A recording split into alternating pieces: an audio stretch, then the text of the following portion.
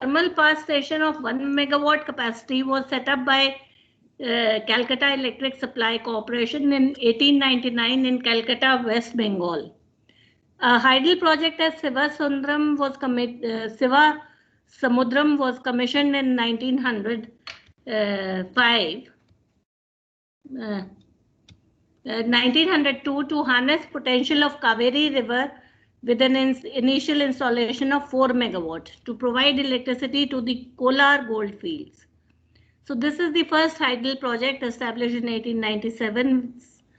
Then the capacity started increasing. We had Hussain Sagar Thermal Power Station in Hyderabad in 1920 with a capacity of 22.5 megawatt, and the power capacity continued to increase, and at the time of independence we had an installed capacity of 1362 megawatt. The per capita consumption was 16.3 kilowatt hour, and maximum unit size was 15 megawatt. So you can see where we were at the time of independence, only 1362 megawatt, 1362 megawatt. So till 1950, electricity was in the hands of private players and state governments. Then you know what the state government thought in 1948, that we should consider electricity as the cornerstone of development, and we should have state electricity boards which would go in for the development of generation, transmission and distribution, because private players were only doing it in limited pockets. Therefore, in 1948 the act was passed, and in 1956 state electricity boards were constituted. Electricity Supply Act 1948 mandated the setting up of the state electricity boards. First SEB to be constituted was that of Delhi, which was set up in 1951, followed by the state of Bombay 1954, then West Bengal, Kerala, Tamil Nadu, and so on. And then all these states had state electricity boards. And here the state electricity boards, the generation, transmission and distribution, as well as the tariff and investment management was controlled by the state governments. There was direct control of the state government over the state electricity board. In fact, it was the electricity board of the state government. So when these state electricity boards started expanding generation, transmission and distribution, the electricity remained confined to the cities because the villages were far off, and to take electricity to the villages, long lines and long feeders were required. It was required to set up substations in the rural area, and the state governments did not have the funds for taking this electricity to the rural area. So in 1969, REC was constituted for accelerating the rural electrification. REC gave loans to the state electricity boards for taking electricity to the rural areas. Once electricity was taken to the rural areas, then the state electricity boards found that they did not have enough generating capacity. And also, since the generating capacity in the state was limited, in 1975, the central government thought of setting up central undertakings to develop the generation facilities in the public domain. So NTPC and NHPC were formed. There were two reasons for this. One, the generating capacity was not adequate enough, and secondly, the states could develop the generating systems only in their own state, whereas NTPC and NHPC were formed to develop the generating stations where the hydro resources were there and where the thermal resources were there. As you all know, coal is in the eastern side. Hydro resources are in the north and in the northeast. So, those states were not interested in developing these beyond the requirement of that state. Whereas NTPC and NHPC were formed in the central sector so that the states which did not have these resources could get capacity allocated to them from these central companies. So NIPCO, DVC, that means the Modar Valley Corporation, THDC, Tehri Hydro Development Corporation, NJPC, NHDC, Narmada Hydro Development Corporation were also constituted. Further, in 1986, PFC was set up for financing power sector projects. The states also wanted to augment their capacity, but they did not have funds. As REC was constituted for accelerating rural electrification, PFC was set up for financing the generation projects in 1986. Central sector capacity was also being augmented by these companies, central sector companies, NTPC, NHPC, etc.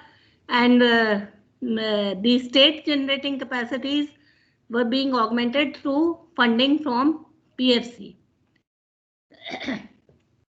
When enough capacity was not available even from the central sector or from the state sector, state governments also could not, the state electricity boards could not create enough capacity, nor could the central sector companies.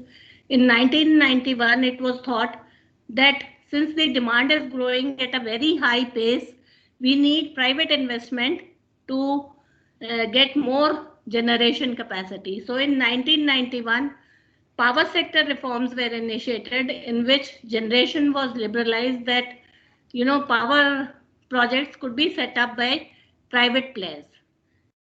I'll come to that later. But in 1993, Power Grid Corporation was formed because, as I told you, that generating companies were set up in central sector, and supposing a project is in Bihar, Bihar does not require that electricity. The electricity is to come to Punjab. So interstate transmission lines were required. Now each SCB would only make transmission lines in their own state. There was no one to make interstate lines. Therefore, in 1993, Power Grid Corporation was formed so that the projects set up in central sector, the electricity from those projects could come to the states. So when I said that reforms were initiated in generation in 1991, what did we mean by that? That the private entities may establish, operate and maintain power generating plants as independent power producers. And IPPs may enter into agreement with state electricity boards to sell their electricity, and many incentives were given to the IPPs, like 100% foreign ownership, and debt equity ratios up to 4:1 were allowed. Usually we have 70-30, but for them it was 4:1. They could go up to 4:1 debt equity ratio. SCB signed 243 contracts or MOUs for capacity addition of over 90,000 megawatt. However, since opening in 1991, only 3,200 megawatt of these IPPs came online, and 2,700 megawatt achieved financial closure till 2001. And you must all have heard of Enron's Dabhol project. It was the largest ever investment by a foreign company in power sector, and it ultimately failed. So why did these IPPs, this liberalization fail? It was because of the financial viability of these projects. The fuel linkages were limited. There was non-availability of escrows or security mechanisms. As you all know, SCBs had large losses, and each IPP wanted a security mechanism which is called escrow for their projects, but there was non-availability of these escrows, and the escrowable capacity was very limited. That is why these IPPs were caught in a legal battle over award of escrows from 1998 to February 2000. I hope you all know what is escrow. That the first escrow means that the first charge would be of these IPPs towards the revenue generated by the SCBs. So by the mid-90s or end of 2000, lenders found SCBs unviable buyers. The vertically integrated SCBs, they were doing all generation, transmission and distribution, were inefficient monoliths, and they were utilized by the state for social objectives. What I mean by social objectives is that the state government decided tariff not based on the actual cost of supply, but on what they thought would please the voters. So it was basically a furthering of the objectives of the state government. There was no commercial focus regarding tariffs, subsidies, metering, reading, billing, and SCBs were unable to fund required improvements. Sellers, the IPPs, became hostages to the state electricity boards because they did not have the revenues. Their revenue was not commensurate with their costs, as the state government was deciding tariffs based on social objectives, and lenders were unwilling to finance generation projects due to the poor revenue in downstream distribution. That time it led to the realization that distribution reforms are critical for overall reforms. You can't just have reforms in generation, because the ultimate money to the generating company has to be realized from the consumer by the distribution company, and the distribution company has to pay the generator. So since the state-owned utilities were bankrupt, SCBs exceeded a loss of rupees 20,000 crores by the year 2000. There was no funds for creating new generation capacity or paying those generators, and there was an impending collapse.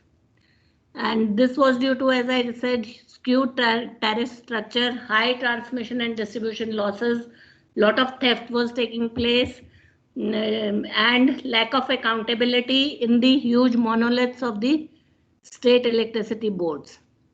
So the Government of India ushered reforms in distribution. They said we will unbundle the SCBs. In fact, they wanted to make each generation, transmission and distribution sector separate corporates, so that they go in for commercial, they become commercial entities, and they may make a profit. And also the Government of India decided to set up a regulatory mechanism so that this regulatory mechanism was envisaged so that the setting of tariff is distanced from the state government. The regulator was supposed to be independent of the state government, so that the tariffs could now reflect the actual expenditure and cost to supply. So trifurcation was done, a holding company was made, and generation, transmission and distribution companies were made, and their losses were taken to the holding company, so that these companies could start with a clean balance sheet. In 1998, the Electricity Regulatory Act was passed, and CERCs and SERCs were to be constituted under this act.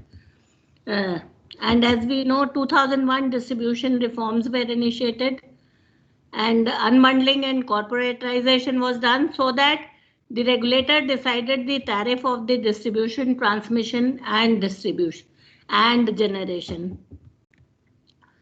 So this is indicating how the tariffs were to be set by the Electricity Regulatory Commission. ERC means the Electricity Regulatory Commission. And in 2003, an Electricity Act was passed to step up reform process. And it was for the first time in 2003 that focus was given on development of renewable sources of energy. That was, this act legalized and institutionalized the focus on renewable sources of energy. So if we look at the, this was a broad overview of what happened before. Now I'll go into generation, transmission and distribution. Where are we in these? So we have conventional generation where we have a blend of thermal, hydro and nuclear resources, and coal-based thermal power plants, and in some regions hydro power plants have been the mainstay of electricity generation. We also have oil, natural gas and nuclear power, which account for a very small proportion of our power generating sources. Now, after 2003, emphasis is also being laid on non-conventional energy sources, that is solar, wind, biogas, and tidal. I won't say tidal is not yet commercial. And captive power plants were also encouraged to supply surplus power to the grid. At that time, the generation capacity was lower than the demand. So captive power plants, that means plants set up by a consumer for primarily for his own use, which means that at least 51% of the energy is to be used by the person who sets up, or the industry which sets up captive power plants. So this is just thermal, hydro. We have Terry Hydro Power Complex, which is a pumped storage plant. So if we look at the growth of installed capacity, as I said, 1947 it was 1362, and slowly you can see the figures how it increased. By 31st March 1985, we had 26,680 megawatt, and after end of each plan, this increased substantially. And today, at the end of March 2020, we have 3,70,048 megawatt at the end of March 20, in which the RES figures are up till 29 to 20. So you can see these figures, that how much is thermal, nuclear, hydro, RES, and the total is 3,70,048 megawatt. So if we look at the mode wise, this I've just shown to given this as a total proportion. You can see that coal or thermal is the main constituent of our conventional power, or even of the total power. I like to show this installed capacity with RES as on 31/3/20. If we take the renewable energy sources as on 31/3/20, the capacity is around 3,70,106 megawatt, and the red portion is thermal. So most of the capacity is in private sector now. Earlier, everything was in the state sector, then central sector came in. But as of today, the orange portion shows the private sector. It is about 47% of the total installed capacity. State is around 28% and central is around 25%. So the capacities are maximum in private sector. Nuclear power generation has also witnessed a steady increase over the past years. In 2012-13, Nuclear Power Corporation of India generated around 32,863 million units, whereas in 1920 it was around 46,381 million unit. So you can see it's almost around 10,000 million units has increased. More than that, 14,000 million units has increased from 12-13 to 19-20, and the generation cost is subsidized by the government. The all nuclear generation is in the central sector. NPCIL is a central sector public undertaking, and the cost in 1920 has been on an average rupees 3.19 per unit. This is an average cost, though it may vary over, say, Kalapakkam or other RAP or other nuclear generating stations. So the plant load factor, what does plant load factor mean? Actually, plant load factor means how much the plant was utilized during the year that we can give for thermal generating stations, and this excludes gas-based power plants. It has been around 52.55%. This was much higher earlier, and now it has come down to 52.55%, which is, I would say, very low. Earlier, the plant load factor used to be around 75%, but with the coming in of renewables, this has reduced to around 52.55% and is likely to go down even more with the increase of renewables. We are coming to renewables. So the All India yearly coal consumption for power generation has been increasing. It was 278 million tons in 2004-05. In 12-13, it was around 454 million tons. And in 18-19, it is 628 million tons. But from 19-20, it has started reducing, maybe because the plant load factor is coming down. It has become 622 million tons in 19-20. So we come to renewable powers. Over the years, renewable energy sector in India has emerged as a significant player in the grid connected power generation capacity.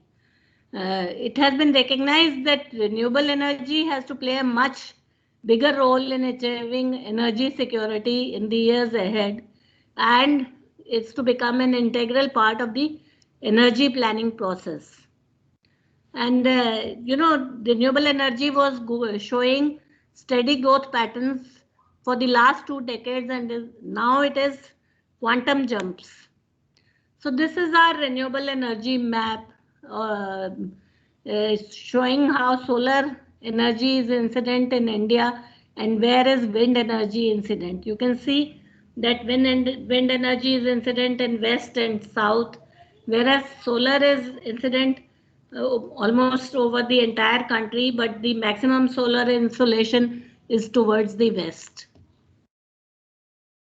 So the government of India has been targeting a capacity of around 175 gigawatt with 100 gigawatt of solar, 60 gigawatt of wind, 10 gigawatt of biomass and 5 gigawatt of other renewable sources by 2022 through various initiatives. And since 9th plan, share of renewable capacity has increased from 2% to 24%. And electricity generation due to renewable has also increased to about 10% in the overall energy generation mix as of today.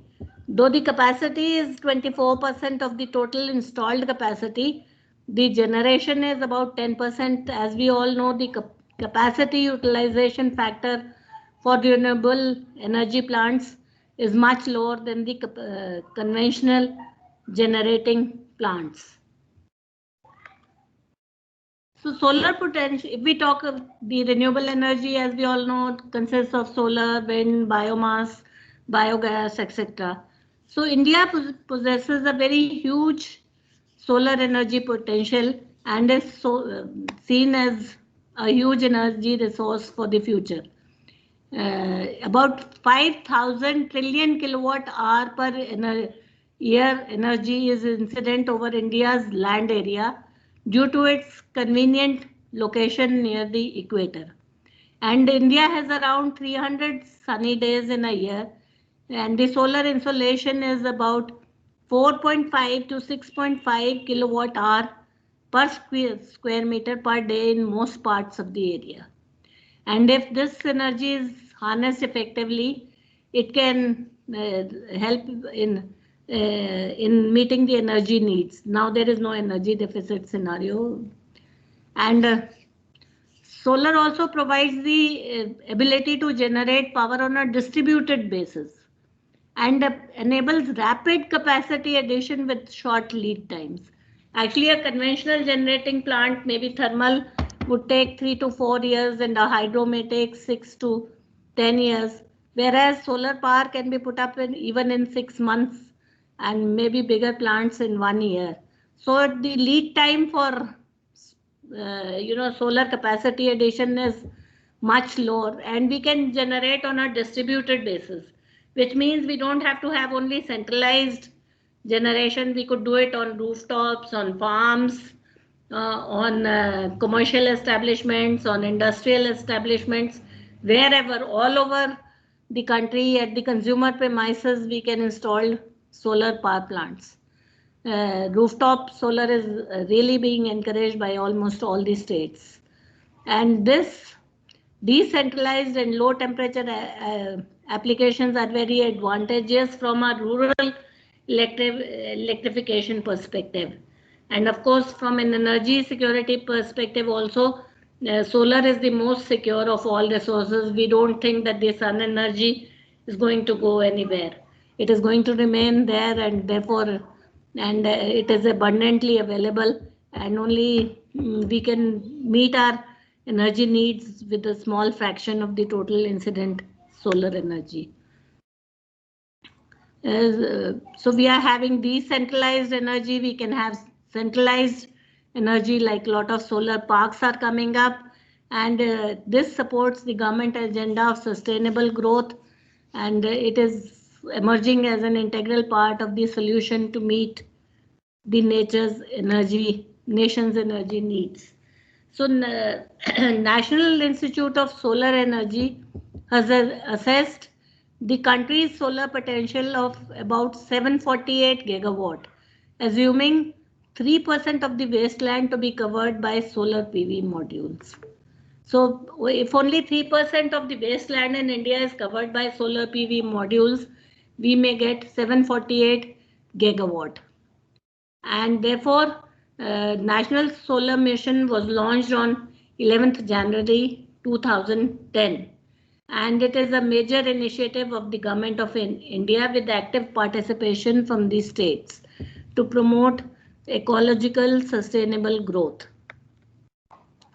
The mission's objective is to establish India as a global leader in solar energy by creating policy conditions for solar technology diffusion across the country as quickly as possible. The mission earlier targeted 20,000 megawatt, but now it targets 100 gigawatt grid connected solar plants by the year 2022.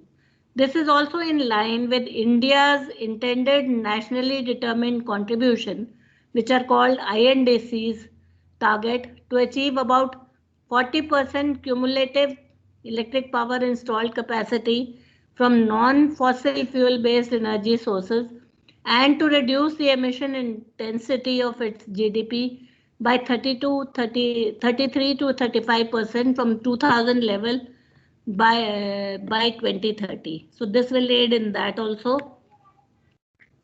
And in order to achieve this target of 100 gigawatt, Government of India has launched various schemes to encourage generation of solar power in the country, like Solar Park Scheme, Viability Gap Funding. VGF is Viability Gap Funding Schemes, CPSU schemes, where CPSUs are to set up solar plants, Defense Scheme, Canal Bank and Canal Top Scheme, building schemes, grid connected solar rooftop schemes, etc.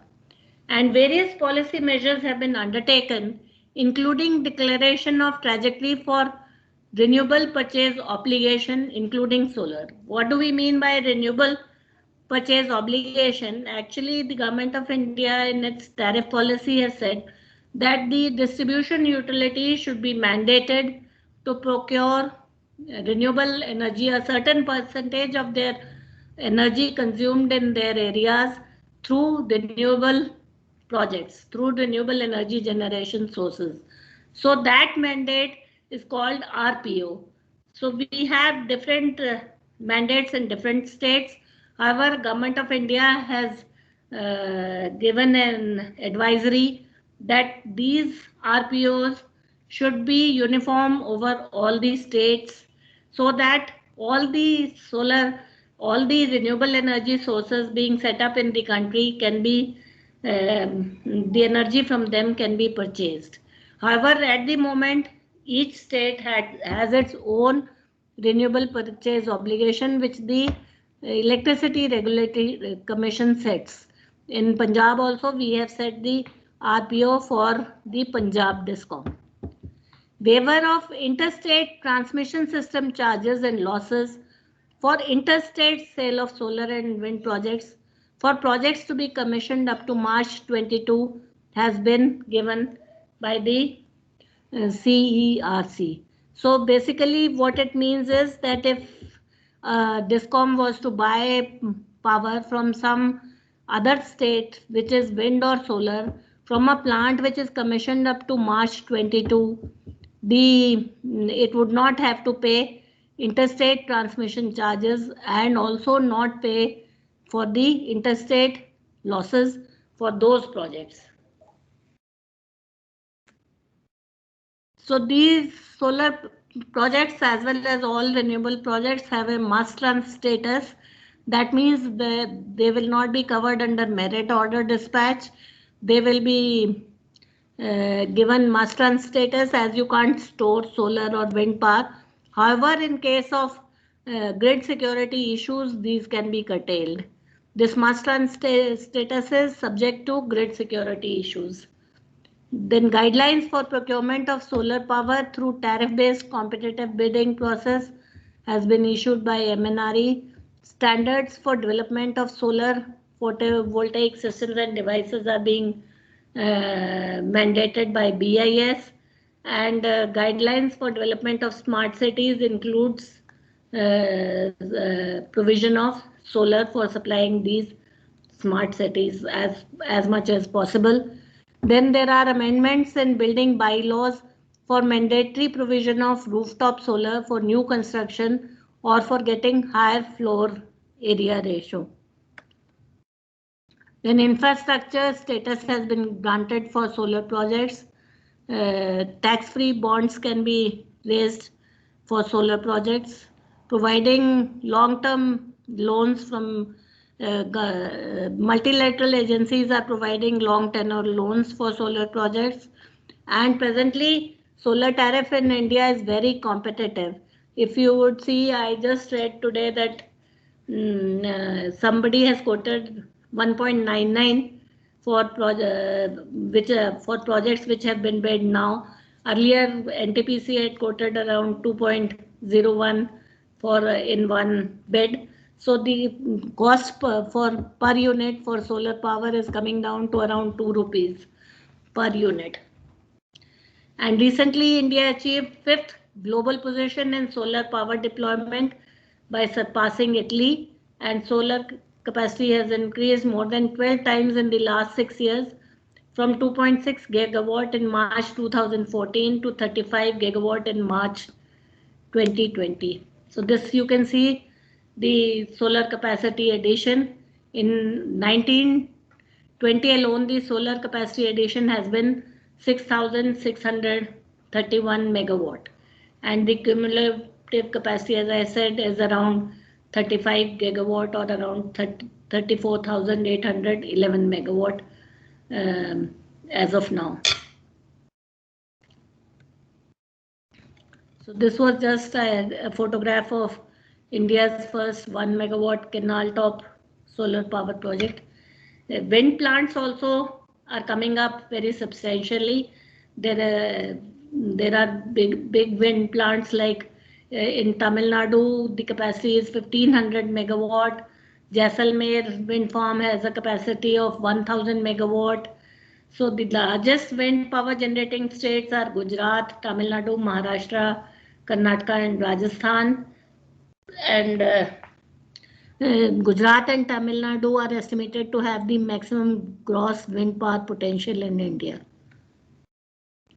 So we have wind power, then we have geothermal energy, and the geothermal is insignificant in our country as yet. They have not been commercially exploited. India has about 340 hot springs spread over the country, and of these 62 are distributed along the northwest Himalayas.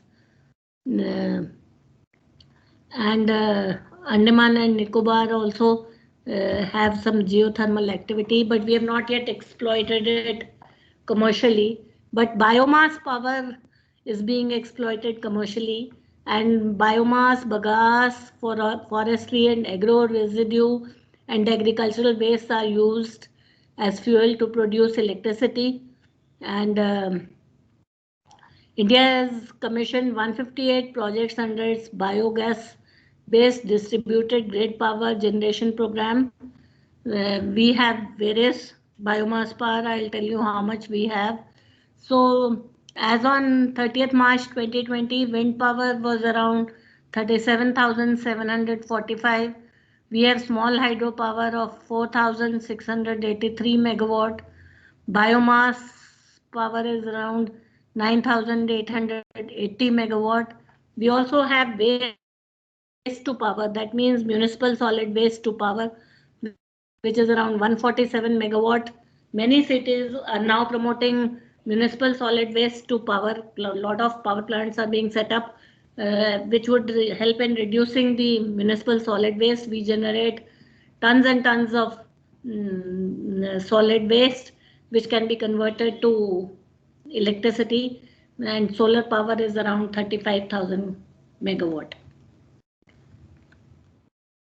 So if we look at the generation from conventional sources of energy, then we generated around 1252 billion units from conventional sources of energy in 1920.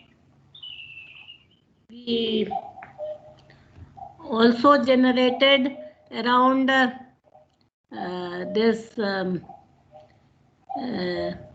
138 billion units from renewable energy sources. And if you look at the capacity and the generation, then around 87,268. And sorry, that is not the figure. You can see the generation in billion unit.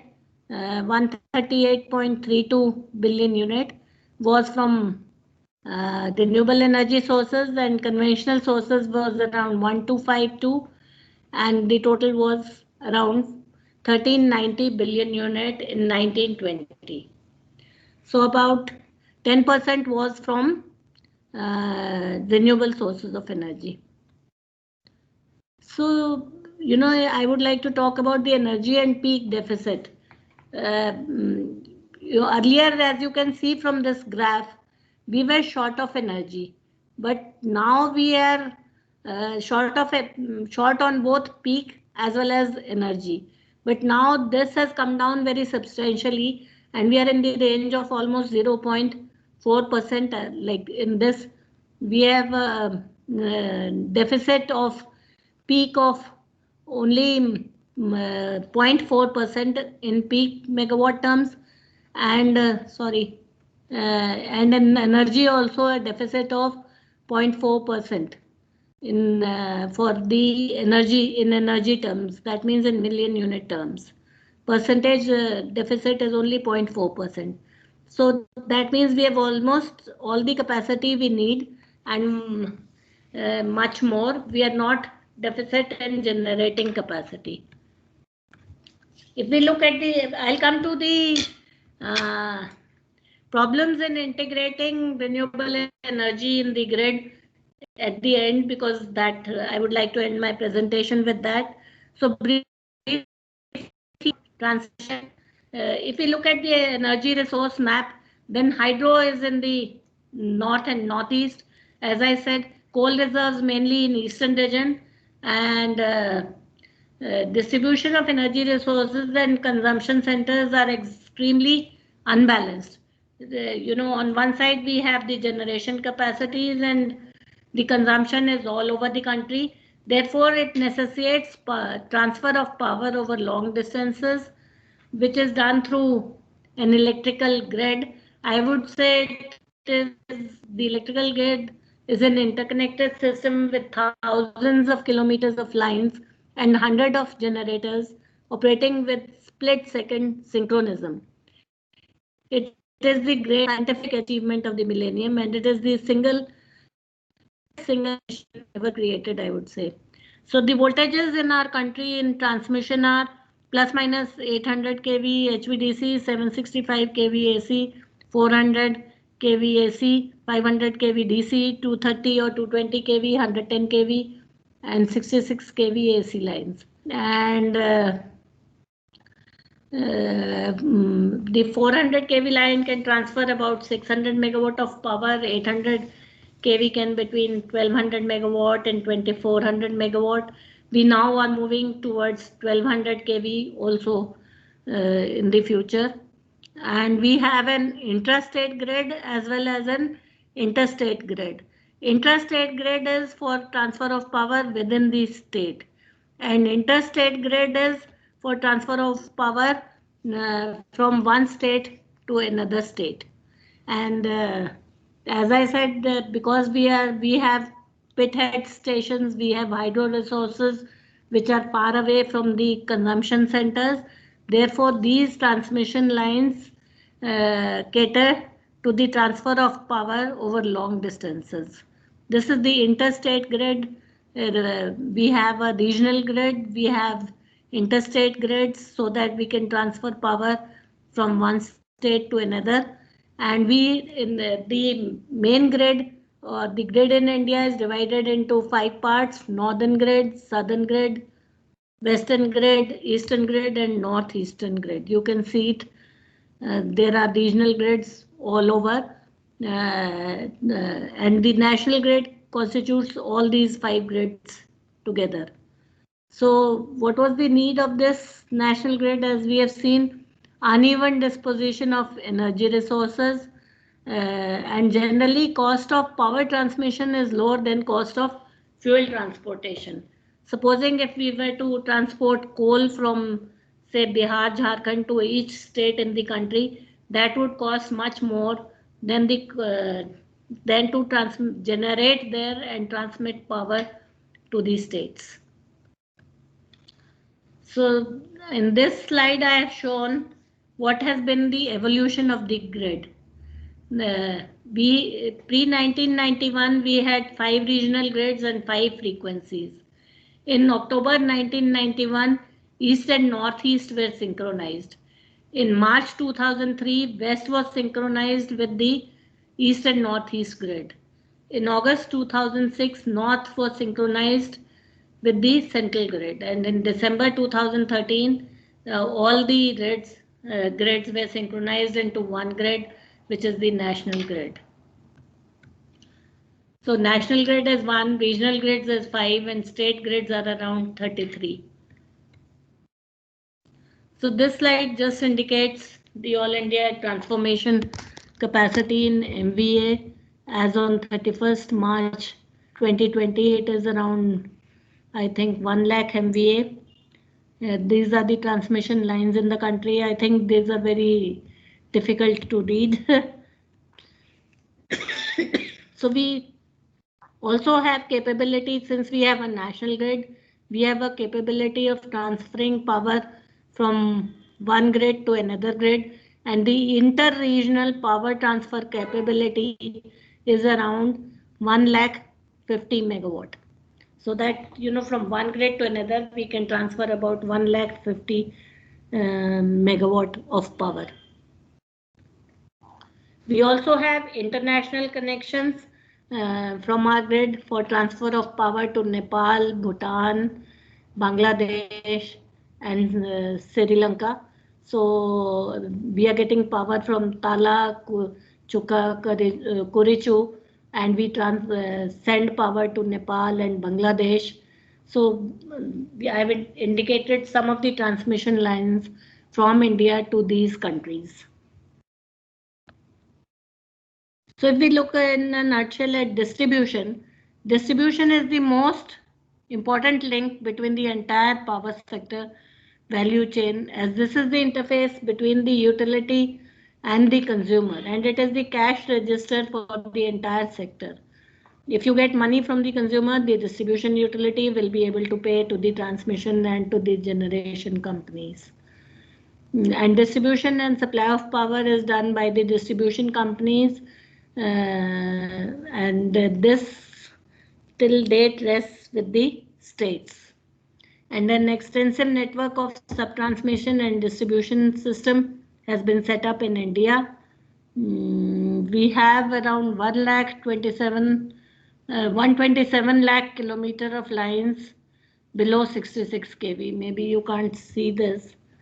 And though figures are not available, I have just tried to put what are the lines up till 31/3/15. It was around 99 lakhs, but now it is around 1,27,000, 127 lakhs of lines below 66 kV and below. So distribution transformers are also there for feeding the consumer from for stepping down the voltage from 11 kV to LT, and this was in 2015. I did not have the figures for today. So if you look at the electricity distribution mix in India, consumer mix, we have mainly domestic consumers, then we have commercial, agricultural, industrial HT and industrial LT. So the all India electricity consumption in 1920, if we look at that, then the industrial accounted for 42.69% of our electricity consumption. Traction, that means railway, constituted about 1.52%. Agricultural around 17.67%. Miscellaneous, that means other categories, 6%. Domestic was around 24% and commercial was around 8% of the total electricity consumption in the country in 1920. If we look at the T&D and AT&C losses, I hope distribution losses are, that is AT&C loss. AT&C loss is a term coined to take into utilization of revenue. T&D losses is only in terms of units, whereas AT&C losses is also in terms of units, but the revenue, not the energy for which revenue is not realized, is converted into units, and then we work out aggregate technical and commercial losses. So T&D losses in 17-18 were around 21.04. They were around 23% in 2012-13. But I'll take you to a slide which says that these losses were highest around 2001-2 when they were around 30%. So you can see we have been coming down by taking various initiatives, but these rose to around 30% in 2001-2 when distribution reforms were initiated. So the all India transmission and distribution losses are coming down, but are still in the range of 20% in the country. T&D losses in other countries have been quite low. These are for 16-17, and like Korea has a loss of 3%. Maybe Japan has 4%. So we are way up by around 21.04% in 16-17, and even today our T&D losses are around 20%. So T&D losses actually means the losses which are neither billed nor for which revenue is realized, that energy is going as loss, and 20% that means 1/5 of our energy is going as loss in our country.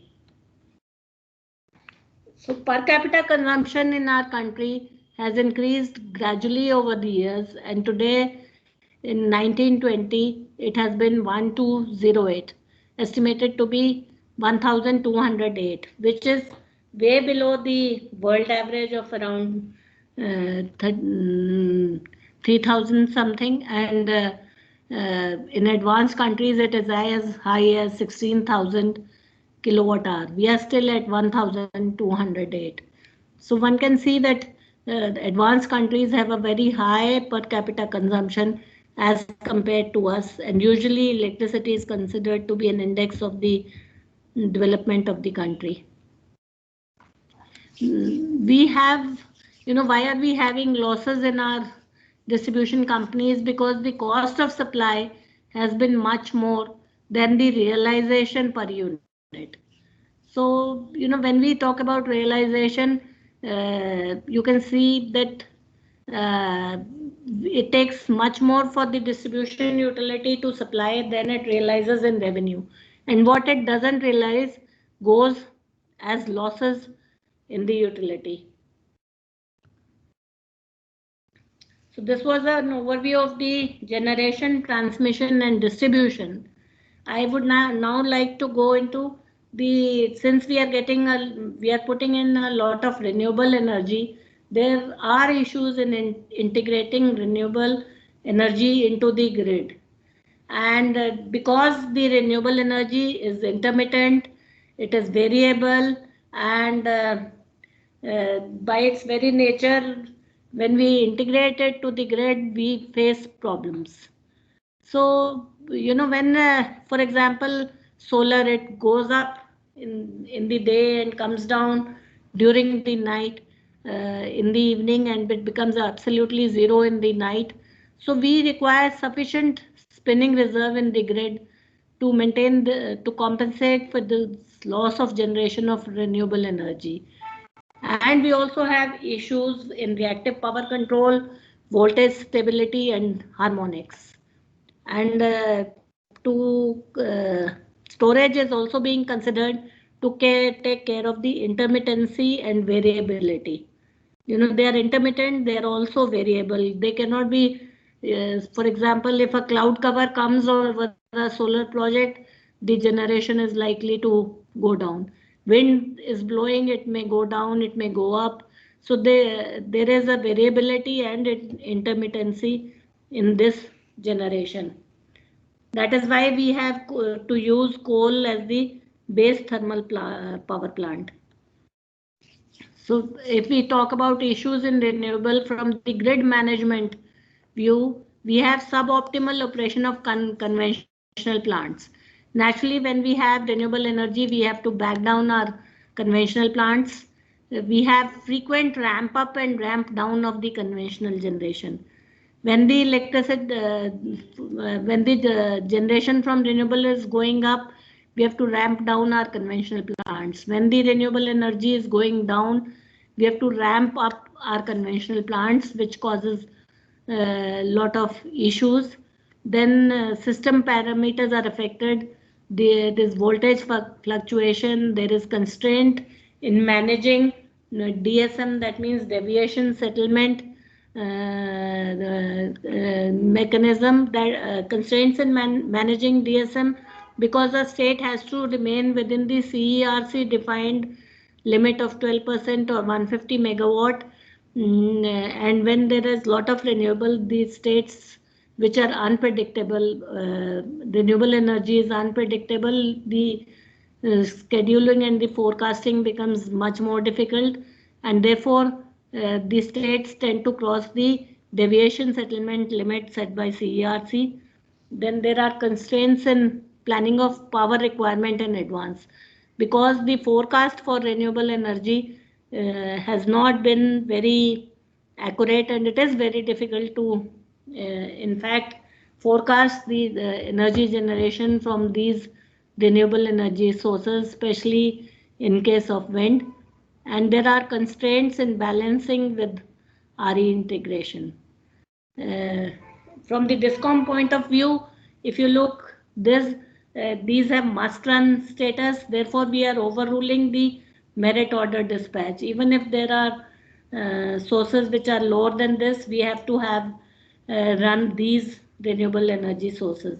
And there is an inevitable violation of the DSM limit set, and there are also accidental load restriction measures during peak, because if you are not able to meet the requirement when renewable energy source goes down, then there may be accidental load restrictions. There are also difficulties in power evacuation study. The developer has to check on interconnection with CTU, STU or the distribution utility. They have to find out where to connect. The feasibility study involves nearest feasible substation for interconnection, identification of interconnection point, voltage level, and whether feeders and bays are available in the substation and right of way. So, it is not very easy to connect all these renewable energy sources where they are coming to the grid. There are also issues in dispatch operation. Adequate grid infrastructure is required to transmit the RE power to the load centers. Long transmission line causes constraints in the grid parameters in the form of overvoltage and voltage fluctuations, because the renewable energy, sometimes it is at its peak, sometimes it is much lower. So the line loading keeps on varying. And when there is the line loading keeps on varying, there may be overvoltage and voltage fluctuations. And huge quantum of reactive power absorption is there from the has to be absorbed from the grid, causing voltage excursions and voltage stability issues. So very high or low RE generation results in over or under loading of the associated transmission. So, many regulations and these are coming so that we can handle these issues.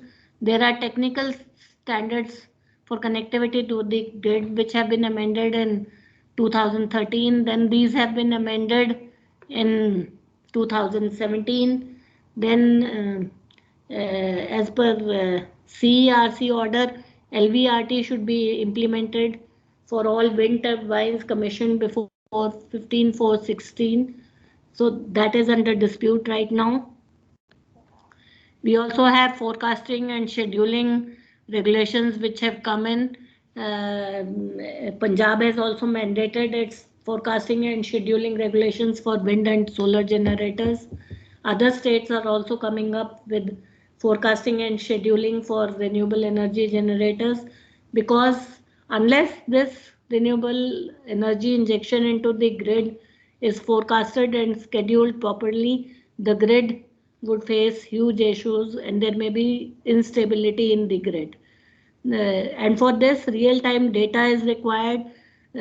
All the renewable energy generators have been mandated to connect with SLDC through fiber optics or the GSM or GPRS or PLCC, so that real-time data on their generation is available with SLDC for taking action for ramping up and ramping down of thermal generators or for load restrictions for maintaining stability of the grid.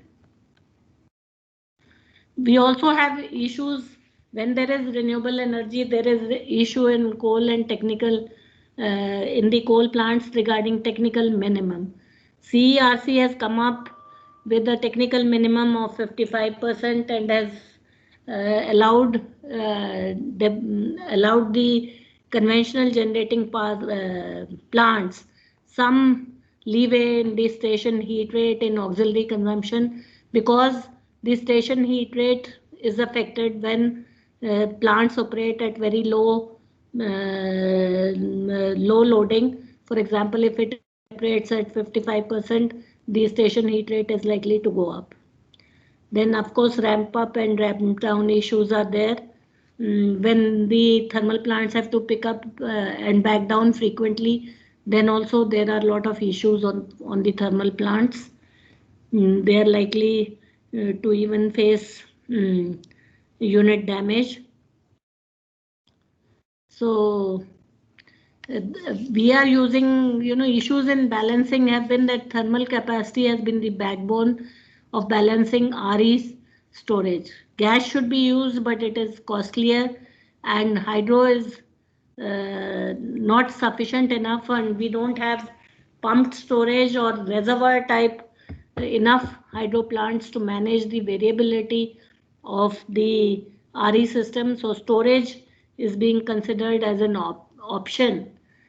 Curtailment can also be used to minimize local issues, but it would be better to use storage, and storage is now the option. It is very costly at the moment, but various studies and are being done, and the cost of storage is coming down rapidly. Earlier it was around $300 per kilowatt hour. Now it has come down substantially. People say it is around $100 per kilowatt hour, and it is likely to come down further. And I'm sure since this is a training program on storage and RE, you will be learning much more about storage. So the future of, I feel, hybrid plants would have to come up, so that, you know, wind power is mostly in the evening, solar power is mostly in the day. So if we could have hybrid plants with battery, that may solve quite a lot of our problems. But this is the future, and we cannot say what will happen now, though MNRE has given guidelines for hybrid power plants. And we would have to have a lot of role and scope for the SLDC and the renewable energy management centers, so that this forecasting and scheduling and battery and everything is controlled by the SLDC or the REMC, renewable energy management centers.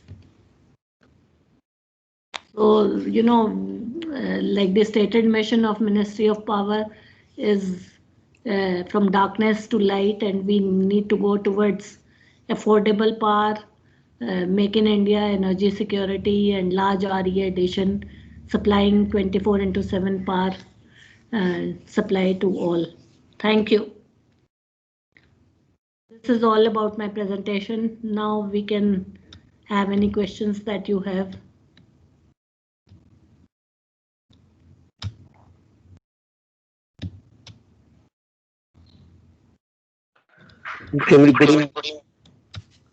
Hello. Yeah. This is Kumar Srivastava from. Hello.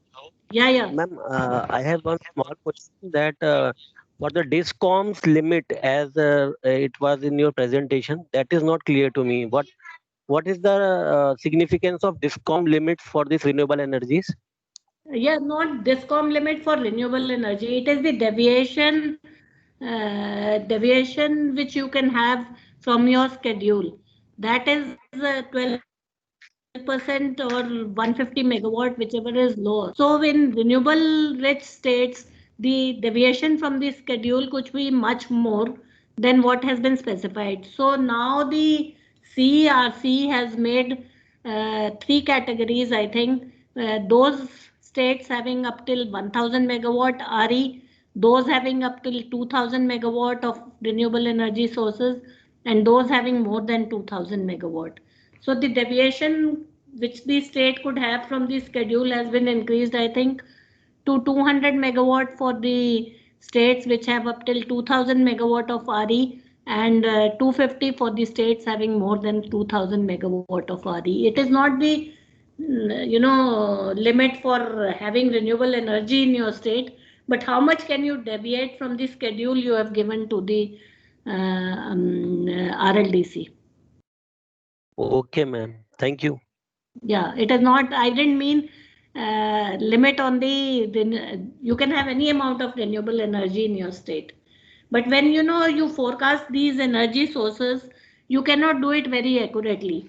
You incorporate this forecast in your load, how much load will be fed from conventional, how much from renewable energy, and you give your schedule to the SLDC and to the RLDC. So okay, you ma'am. cannot deviate beyond 150, 200 or 250 megawatt as the case may be. Okay, ma'am, since the renewable energy, we cannot predict the nature of the energy at some instance.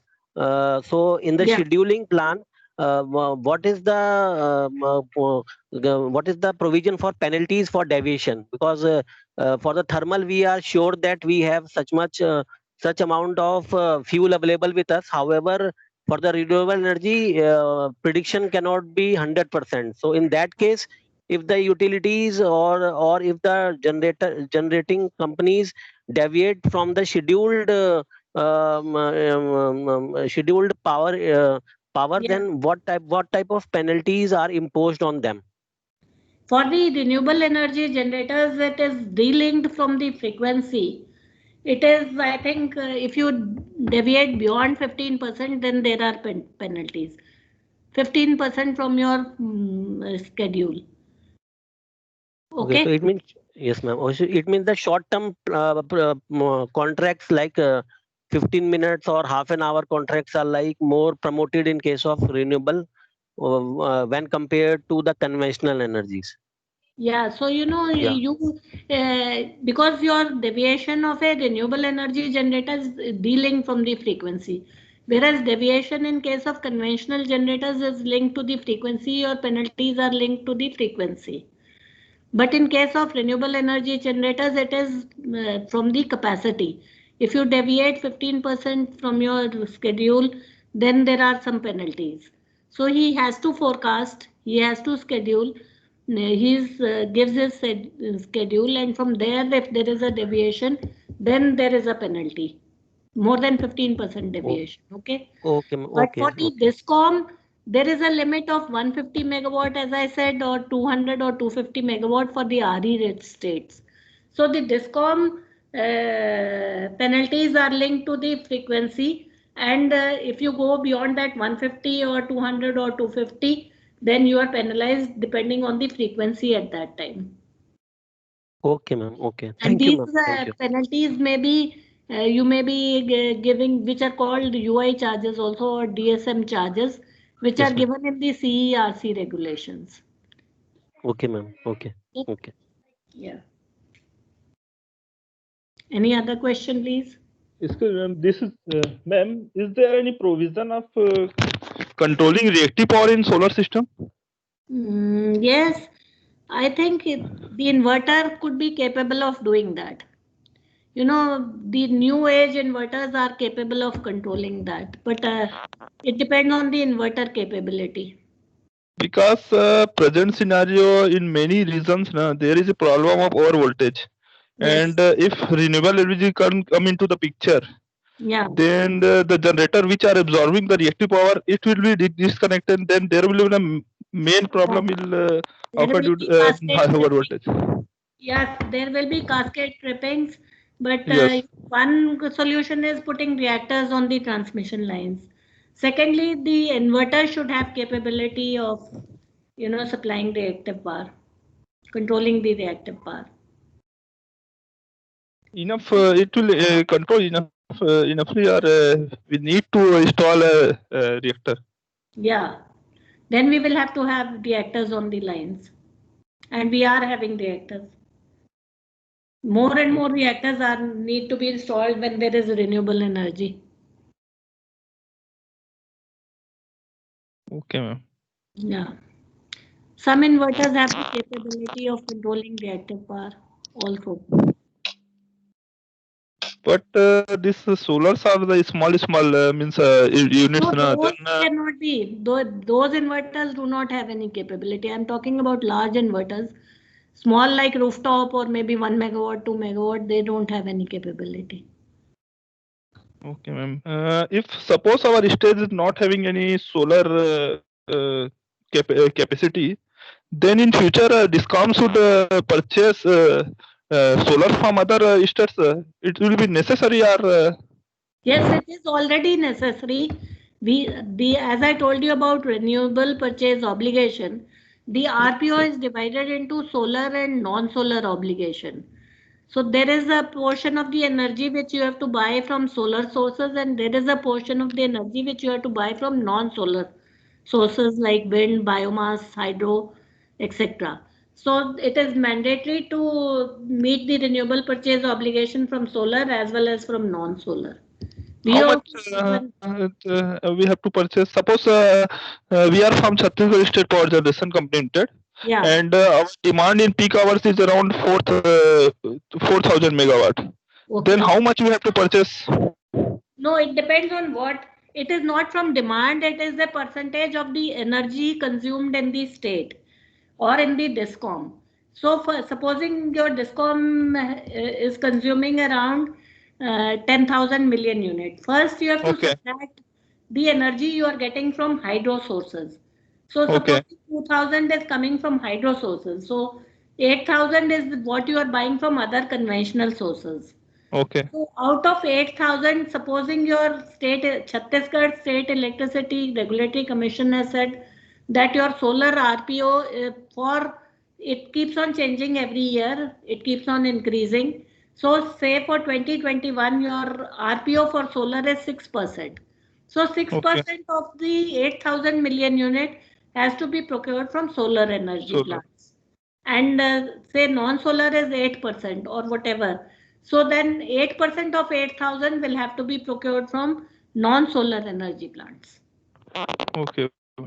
So RPO is never of the megawatt, it is of the energy consumed in the state.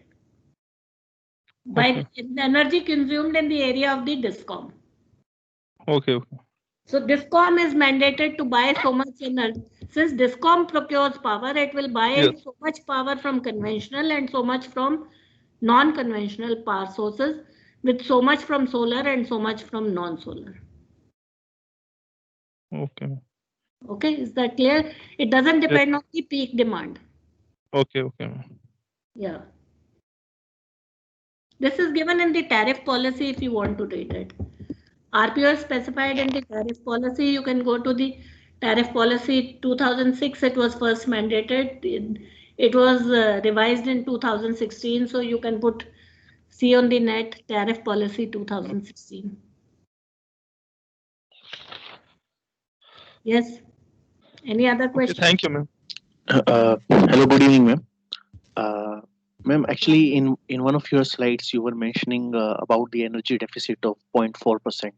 Yeah. Actually, so actually, how come that with a very small percentage of energy deficit, how come that we still have so much high load shedding in rural areas? Is it because of the lack of proper transmission network, or is it because of something else?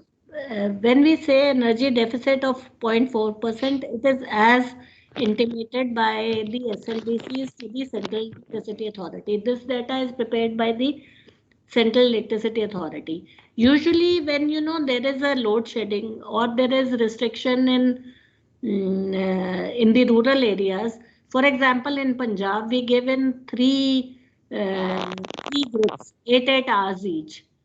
It is because energy is not short, but demand, peak demand is more than the to manage the peak demand. We are sort of doing DSM. That means we are shifting our load from peak load from 8 hours. We give one group 8 hours in one group and 8 hours in the third group. So the peak demand will be rising only according to one group. So we don't need to have, high amount of generating sources. We are trying to manage our peak demand by putting it in 3 slots. As regards if there is a breakdown, it is due to the breakdown in the distribution system. Or in the transmission system, it is rare, but it can happen due to a breakdown in the transmission system. But usually rostering of agricultural load is done to manage the peak demand. Does that answer your question? Yes, ma'am. Okay, thank you. You are not trying to curtail them, but you want to manage your peak demand. Supposing in Punjab, the agricultural demand is say 6,000 megawatt or 8,000 megawatt at one time. So what we do is we try and break it up in 3 groups so that at one time only 1/3 is incident on the system.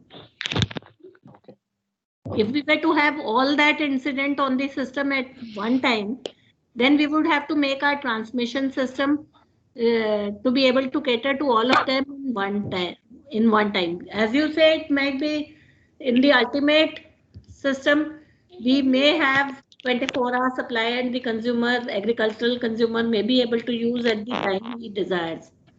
But at the moment, to manage the peak demand, we generally divide it into groups. Okay. Thank you. Thank you. Yeah. Any other question, please? Good evening, ma'am. Good evening, ma'am. This is Ashish. Yeah. Can you hear me? Good evening, ma'am. Can you hear me? Yeah, I can hear you. Please. Ma'am, ideally, if we'll say if we are going for solar, wind energy, also renewable sources, what may be the ideal position, ideal combination of the sources? Is it conventional? How much it could be the conventional and how much it would be renewable? Will it be Sorry, I didn't appropriate to get, take there is some disturbance. Please, somebody put yourself on mute so that we can hear him. Yes. Please repeat your question. Ma'am, we are going for renewable energy Hello, side. ma'am. How much will be the correct the combination of the sources? If we are in as far as if we'll see the India, how much will be the appropriate percentage of solar or wind and in comparison with thermal? Will it be we have reached nearly 10%, I think. Yeah, till date. 10% in terms of energy and 24% in terms of installed capacity. How much it will be appropriate means how till what we have to means what will be the appropriate combination. Okay, ideal situation would be that we generate all from renewable energy. But since it is very intermittent and variable, you have to have a mix of conventional as well as renewable energy. You want to know an optimal mix. There is a CA report which talks about the optimal mix of renewable energy sources and the conventional. You can go to CA website and see that report. But Okay. in broad terms, I would like to say that when you add a lot of renewable energy sources in your system, you need to have a lot of balancing, lot of spinning reserves, and lot of like reactors, bar controllers, and lot of additional equipment which is required. So the solution which you have should be cost effective. You may go up to 100% or 90% or 80% renewable, but then the cost of balancing and the cost of transmission will go up. So you have to arrive at a situation where it is cost effective also and you are meeting your climate needs also. But there is a report on optimal mix of renewable and conventional by CEA, which you can access because cannot be explained in just 1 minute or 2 minutes. Yes, You can read that report which talks about the optimal mix. Thank you, ma'am. We'll get this PPT, no? Yeah, I've already mailed it to them to CBIP. Maybe you can access it there. Thank you. Okay. Thank you, yeah. Any other question, please? Madam, since India is promoting to go for electric vehicle options, Yeah. so for the electric vehicle charging stations, does it have any implication to the grid stability? Because the lot of intermediate loads will come into the picture when it will be on large scale. Then Yes. is the government is putting any regulations for these kind of electric vehicle substations also for the grid stability? Maybe we could do it through price signals. The electric vehicle should ideally be charged either when the solar energy will be maximum or at night when there is less of demand. So if we could, make a price signal that you should charge your electric vehicle either during when the daytime around noon or at night, that would help. However, of course, any DISCOM will have to predict how many vehicles are there, how many charging stations are there, when are they used, and how much will be their load.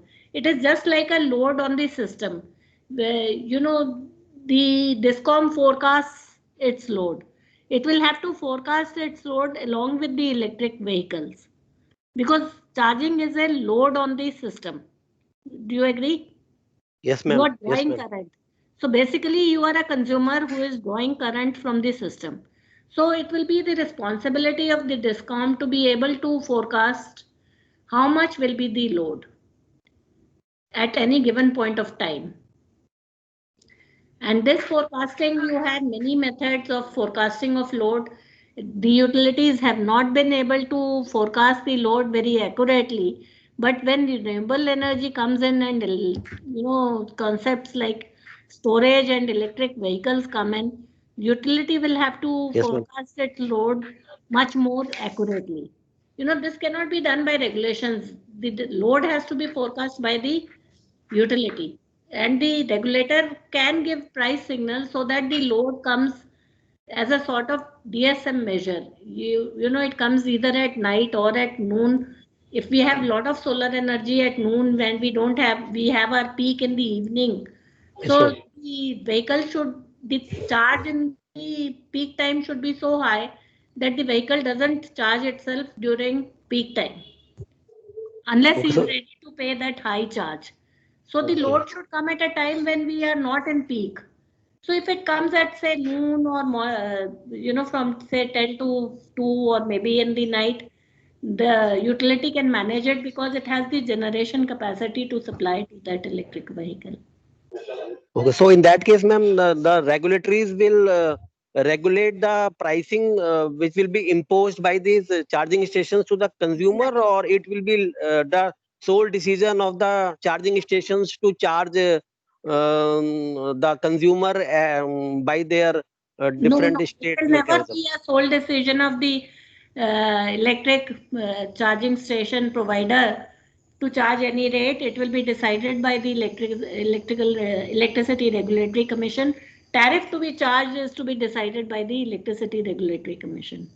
Okay, ma'am. Okay, So, okay. Thank you, ma'am. they can give Yes, price signals on when it should be charged, but basically it is a load on the grid, which yes, has ma'am. to be forecast. Yes, ma'am. Okay, Okay. ma'am. Okay, okay, ma'am. Thank Yeah. you. So, any other question, please? Sorry, ma'am. Just one last question I wanted to ask. So please carry Uh, on. Yes, ma'am. Actually, in your slides, you were talking about the solar farms kind of, when you have a, capacity of generating around 1 gigawatt or something like that. Yeah.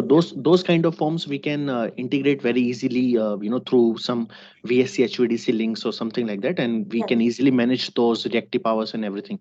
But when it comes to at local level, ma'am, say for example, if people are installing in their houses or at a local level, and then you mentioned in your slides that we have a problem of harmonics and reactive power generation as well. Yeah. Now in such scenarios, when you have already your high distribution losses of 20-21%, now having those harmonics getting injected also from this renewable, won't it create more problem than giving us the benefit, isn't it? Yes. They would create problem, but there are technical standards given by CEA for connectivity of distributed generation resources to the distribution grid, where before connection, the DISCOM will see how much harmonics are you injecting. There are limits on the harmonics injection, on the DC injection.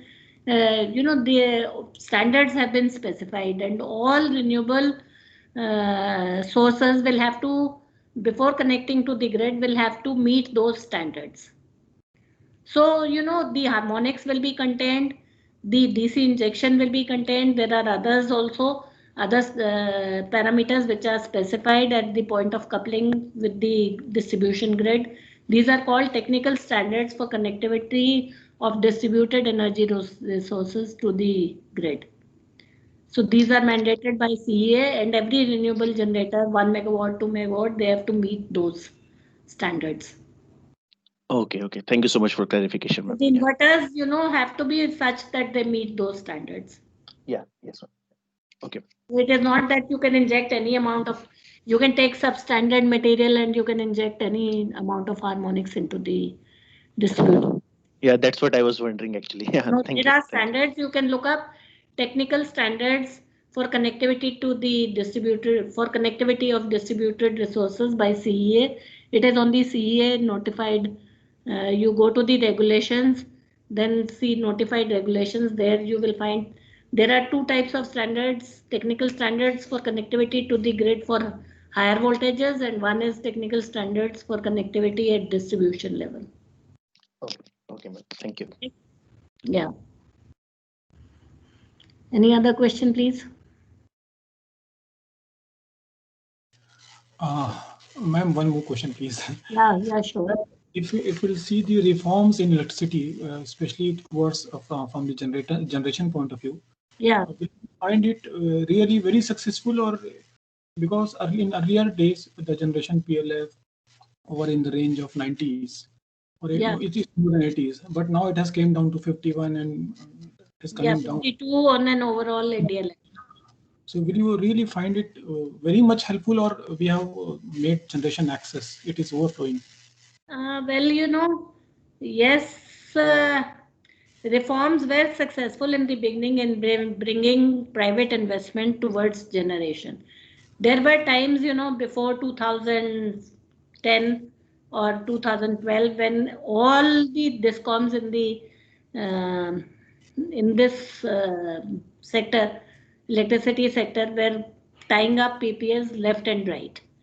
But after it was liberalized and said generation no longer required a license, it no longer required techno-economic clearance of CEA. That was done by the Act 2003. Anybody could put up a generating station, and lot of people came forward to put up generating stations. And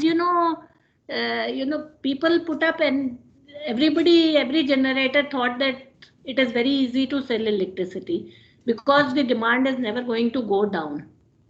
However, nobody envisaged that the generation would now become generation capacities would become in excess, not in excess, but I mean they would not be scheduled beyond 52%, because nobody had envisaged that such a lot of energy conservation measures like LED and all would come, that solar rooftop would come, renewable energy would come. So reforms are undertaken with the scenario in mind at that time. Yes, This scenario of renewable energy now 175 gigawatt by 2022, and then again ramping it up to 450 gigawatt in by say 2030. yes. It is a huge target, and more conventional plants will face lower PLF. But conventional plants are required to meet the base load unless we have storage, and the scenario entirely changes. For the time being, we require conventional plants for base load. Reforms were successful in bringing generation capacity in the country when there was a shortage. Yes, ma'am. Today, these plants are facing difficulties because of low PLF and because of newer programs coming in, like, the energy efficiency has brought the demand growth has come down. It would have grown very substantially, but with energy efficiency, the demand is coming down. Secondly, the demand is being met by solar rooftops, by renewable energy. So the scenarios keep on changing. At that time, yes, it was successful. Today's scenario, it is generation liberalized, and the generator, since he's not required to take any clearance, it is his choice whether he is able to sell electricity or not. That would be my answer. Thank you, ma'am. Thank you very much. Okay. Yeah. Any other question, please? Ma'am, to the same point, when the demand is coming down, Yeah. does it not have any implication to the cost that that will be incurred, that has been incurred for the operation of these kind of conventional plants, and it will be ultimately reflecting to the more tariff charges to the consumers. Yes. Does it The not have this? demand is not growing. I wouldn't say it is coming down. It is not growing to the extent it was expected to grow. It is growing. Demand is growing. Consumers are growing, but it has not increased in the way it was expected to grow. Yes, what you say is very correct.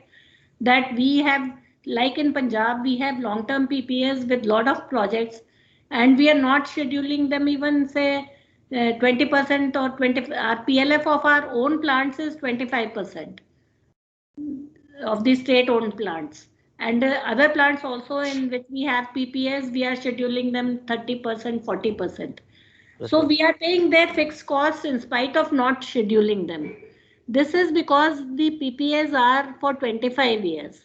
So in case we take generation or we don't take energy, we have to pay their fixed cost. So the cost increases to the consumer, but this is a transition period. Yes, what you say, the energy is becoming more and more costlier because of surrendered power by the DISCOMs. They are into long-term PPAs for the plants for which now they are not buying energy. At that time, they had entered into these long-term PPAs, considering they would be requiring it, considering a growth rate of say 7%, 8%. Right. Now the growth rate has come down to 4% or 5%. So naturally, you are paying fixed costs for those plants from which you are not even scheduling any energy. That is all going to the consumer. So basically, consumer is paying for the maybe mistake, I won't say, but for the transition which we are going through. Yes, ma'am. Okay. Yeah. Yeah. Okay, ma'am. Okay. Thank you. Thank you, ma'am. Okay. So any other question, please?